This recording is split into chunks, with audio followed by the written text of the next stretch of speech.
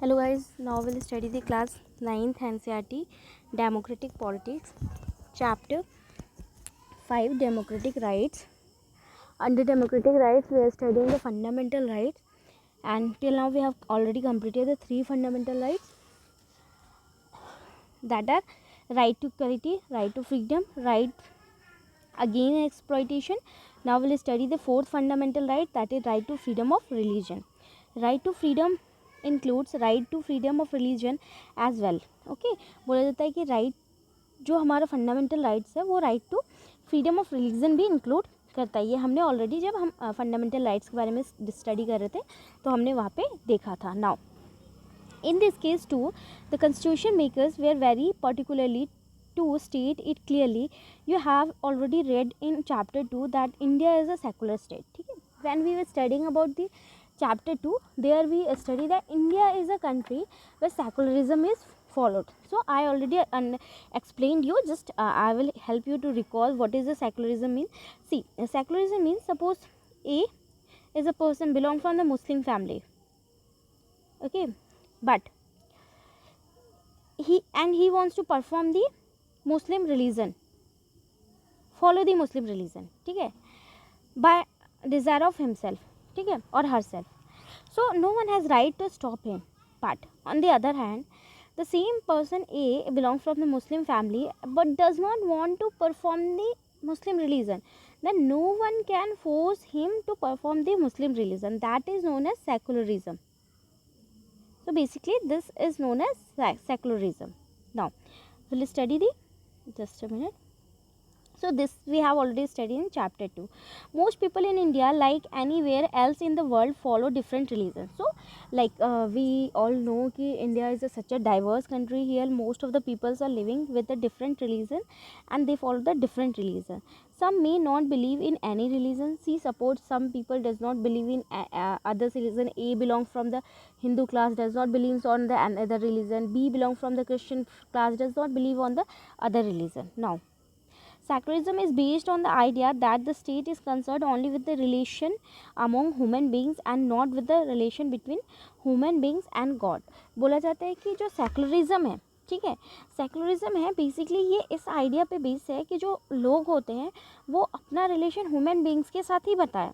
ये सेकुलरिज्म का मतलब नहीं होता है कि लोगों को अपना रिलेशन गॉड के साथ बताना है, ठीक है. As I gave told you an example, a secular state is a one that does not establish any one religion as official religion. बोला जाता है secular state वो religion होता है जो कोई भी religion को officially declare नहीं करता है, ठीक है. Indian secularism practices an attitude of principled and equal distance from the all religion. बोला जाता है कि जो इंडिया में secularism followed हो जाती है वो बेसिकली क्या करता है, वो परफॉर्म करता है सारी प्रैक्टिसेस और एटीट्यूड जो भी इक्वली सारे means suppose it follows the distance between the all the religion. The state has to be neutral and partial in the dealing with the all religion. So basically what is saying कि like जो state होता है that state has to be neutral, okay, and impartial while dealing with the all the religion. Suppose if any decision is there, suppose let's take the example of chief minister election is there. So state has right to choose the chief minister belong from the any religion, okay. So here state cannot be biased while choosing the chief minister. Every person has a right to profess, practice and propagate the religion. बोला जाता है कि हर एक जो इंसान होता है, ठीक है, उसको right to profess, right to practice, propagate religion को ये सब करने का पूरा अधिकार है.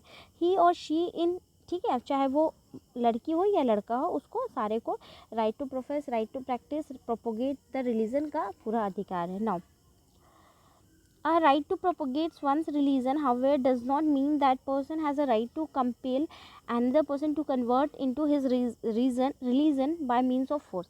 So see, as we told कि right to propagate one's religion means आप अपने religion के बारे में दूसरों को बता सकते हैं, दूसरों को शेयर कर सकते हैं, लेकिन इसका मतलब ये नहीं है कि आप किसी पर्सन को फोर्स करो कि आप हमारे रिलीजन में कन्वर्ट हो जाए. जैसे कि अगर मैं एग्जांपल लेती हूँ, ए जो पर्सन है वो मुस्लिम फैमिली से बिलोंग करता है, बी है वो हिंदू फैमिली से बिलोंग करता है, तो ए जो है वो बी को फोर्स नहीं कर सकता है कि तुम जो हो मुस्लिम में टर्न हो जाओ। ये मुस्लिम पर्सन क्या कर सकते हैं, इसको सिर्फ प्रोफेस कर सकता है, बता सकता है, लेकिन ये इसको फोर्स नहीं कर सकता है। Now just a minute, yeah, how it does not mean that person right to compel another, ठीक है, but see what is it saying, means of force, fraud, inducement और allotment, ठीक है, किसी भी चीज़ से ये नहीं कर सकता। of course a person is free to change religion on his or her own basis। सी जैसे कि मैंने एग्जांपल दिया ए और बी का, A belongs to the Muslim religion, B belong from the Hindu, but C A ने बी को अपने मुस्लिम religion के बारे में बताया, ठीक है, या बी ने कहीं से कुरान में पढ़ा या फिर कहीं और पढ़ा, तो बी को जो है ये अधिकार है कि वो अपने मर्जी से मुस्लिम बन सकता है, पर उसको फोर्सफुली नहीं बनाया जा सकता। Now freedom to practice religion does not mean that person can do whatever he wants in the name of religion. बोला जाता है कि फ्रीडम टू प्रैक्टिस रिलीजन, जैसा कि हमने सबसे पहले हमने देखा राइट टू प्रोफेस, ठीक है, राइट टू, यहाँ पे हमने देखा right to profess, practice, propagate. तो प्रोफेस में हमने देखा कि किसी को बता तो सकते हैं, पूरा फोर्सफुली उस पर इम्पेल नहीं कर सकते कि आपको करने है। सेम यहाँ पे जो प्रैक्टिस है, right to practice, practice means you have a right to practice your religion, but you can not blame anything for the religion. For example, one cannot sacrifice animals or human beings as offering to supernatural forces or gods। सब सही cases में आपने देखा होगा कि कई बार क्या होता है कि लोग बकरे की बलि चढ़ाते हैं, ठीक है, और किसी की बलि चढ़ाते हैं, कई बार तो ह्यूमन बीइंग की भी बलि चढ़ाते हैं। तो ये सारे जो केसेस होते हैं ये फॉलो नहीं किए जा सकते, ये right to freedom of religion के अगेंस्ट में आता है, ये फ्रीडम ऑफ रिलीजन के अंदर नहीं आते। अगर कोई ऐसी प्रैक्टिसेस करता है तो उस पर केस किया जा सकता है, ठीक है, बिकॉज ये ह्यूमैनिटी के खिलाफ है। Religion practices which treat women as a inferior और those that infringe women's freedom are not allowed. बोला जाता है कि रिलीजन, जैसे कि अभी हमने केरल में जो एक मंदिर थे उसके बारे में जो रिसेंट में न्यूज़ में था, वहाँ पे क्या होता है कि women's when they were going through their monthly situation, so that time that women were not allowed on entry in the temple, but so basically Supreme Court has rejected this religious practice.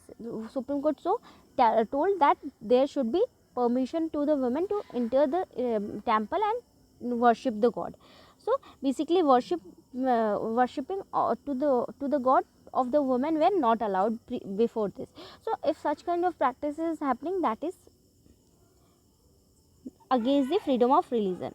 Now, for example, one cannot force a widow to save heed or wear white clothes। बोला जाता है कि example दिया जाए कि जो अगर कोई है, ठीक है, किसी को वुमेन को ये नहीं बोल सकते कि अपने हेड पे कपड़े रखो या फिर तुम विधवा होने के बाद सफ़ेद कपड़े पहनो। ये सारी जो रिलीजन में प्रैक्टिसेस चल, जैसे कि अगर हम रिलीजन में बात करें, जो इंडिया में सती सिस्टम चलता था, ठीक है, what were the rules of Sati system, ठीक है, कि आपको अग्नि परीक्षा देनी पड़ती थी, अग्नि में खड़े होना पड़ता था, ठीक है, और विडो मैरिज नहीं होती थी, ठीक है, जैसे कि विडो री मैरिज राजा राम मोहन रॉय जी ने वो किया था, इंट्रोड्यूस किया था। तो विडो अगर कोई किसी के हस्बैंड मर जाते थे, बेसिकली क्या होता था, वो उस वुमेन को सबसे अलग कर दिया जाता था, एक अलग ही लाइफ जीनी पड़ती थी उसको, वो किसी से दूसरी शादी नहीं कर सकती थी, अपना घर नहीं बसा सकती थी, कहीं जॉब नहीं कर सकती। पहले के टाइम में तो वुमेन्स को जॉब करना अलाउ ही नहीं था। तो ये तो चलो हमारी पुरानी कहावतें हैं, ये तो ऑलरेडी ख़त्म हो चुकी है। लेकिन अगर अभी भी कोई एग्जिस्टिंग केसेस हैं, जैसे कि कई प्लेसेस पे क्या होता है कि if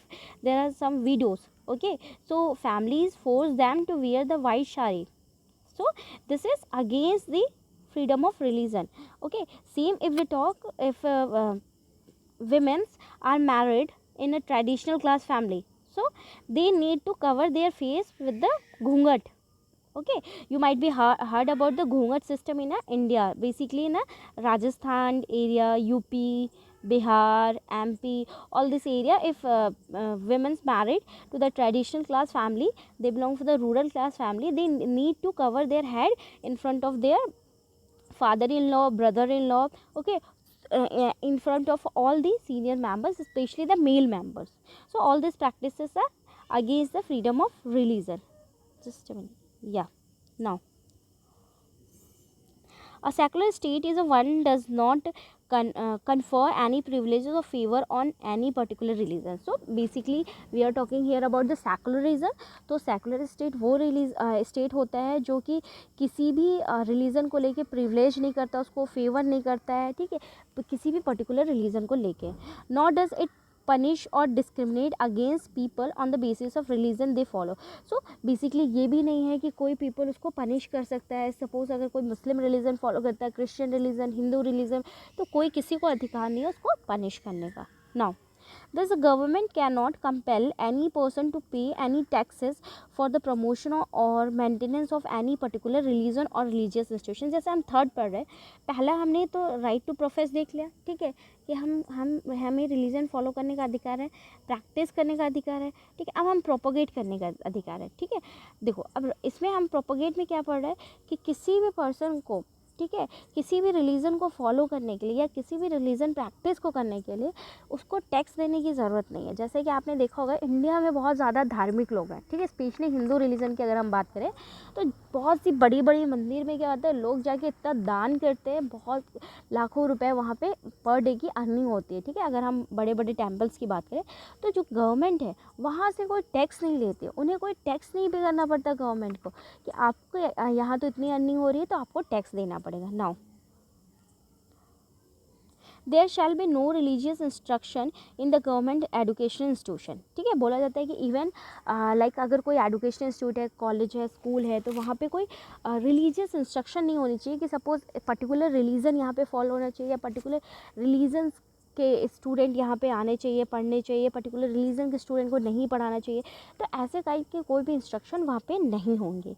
now in education institution managed by the private bodies, no person shall be compelled to take part in any religious instruction or to attend any religious worship. में बोला जाता है कि अगर कोई एजुकेशन इंस्टीट्यूशन में, ठीक है, कोई प्राइवेट बॉडीज़ या फिर कोई भी पर्सन उसे फोर्स किया जा रहा है कि रिलीजियस इंस्ट्रक्शन है या रिलीजियस वर्शिपिंग है ये फॉलो करो. सपोज अगर मान लो आप कॉलेज में गए, ठीक है, take the example of stewards, ठीक है, और एनी कॉलेजेस, आप वहाँ पे गए, ठीक है, अगर वहाँ पे क्रिश्चियनिटी होती है तो आपको वहाँ पे फोर्स नहीं किया जा सकता है कि आपको क्रिश्चियन रिलीजन यहाँ पे फॉलो करना है. अगर आप हिंदू रिलीजन से बिलोंग करते हो या एनी अदर रिलीजन से, तो आपको पूरा अधिकार है कि उस इंस्टीट्यूशन में रहने के बाद भी आप उस रिलीजन को फॉलो कर सकते हो. ठीक है, तो बेसिकली हमने यहाँ पे क्या पढ़ा, right to freedom of religion. ठीक है, तो right to freedom of religion में हम एक बार रिकॉल करते हैं क्या क्या चीज़ें पढ़ी. सबसे पहले हम देखा कि फ्रीडम ऑफ रिलीजन का मतलब क्या होता है. ठीक है, रिलीजन से फ्री होना का अर्थ क्या है. ठीक है, सबसे पहले फिर हमने यहाँ पे दूसरा पैरामीटर देखा सेकुलरिज्म. ठीक है, तो हमने सेकुलरिज्म का डेफिनेशन समझा कि सेकुलरिज्म होता है क्या है. ठीक है, किसको हम सेकुलर स्टेट कहेंगे. ठीक है, which state is known as secular state. ठीक है, which person is known as secular person. Okay, which institution is known as secularism. Okay, so here also we saw the one basic difference under the secularism कि secularism जो है वो इंसान का इंसान से रिलेशन को डिफ़ाइन करता है, ना कि इंसान का गॉड के रिलेशन से.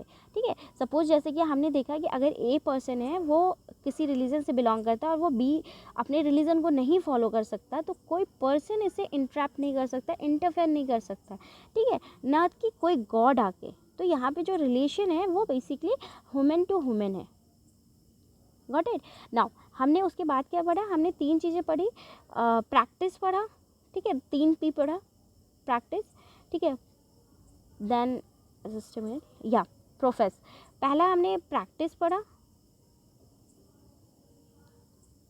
ठीक, नेक्स्ट प्रोफेस पढ़ा, देन प्रोपोगेट.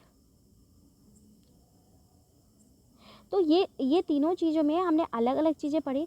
जैसे प्रैक्टिस का मतलब है, जैसे हमने प्रैक्टिस के अंदर बेसिकली सेकुलरिज्म को समझा, सेकुलरिज्म को समझा कि अगर कोई पर्सन है वो ए रिलीजन है, ए पर्सन है वो किसी पर्टिकुलर रिलीजन से बिलोंग करता है, तो उसको बी का रिलीजन फॉलो करने का पूरा अधिकार, पैरेलली बी पर्सन उसे वो नहीं कर सकता. ठीक है, सेम चीज़ हमने प्रोफेस में दिखा कि कोई उसे फोर्स नहीं कर सकता.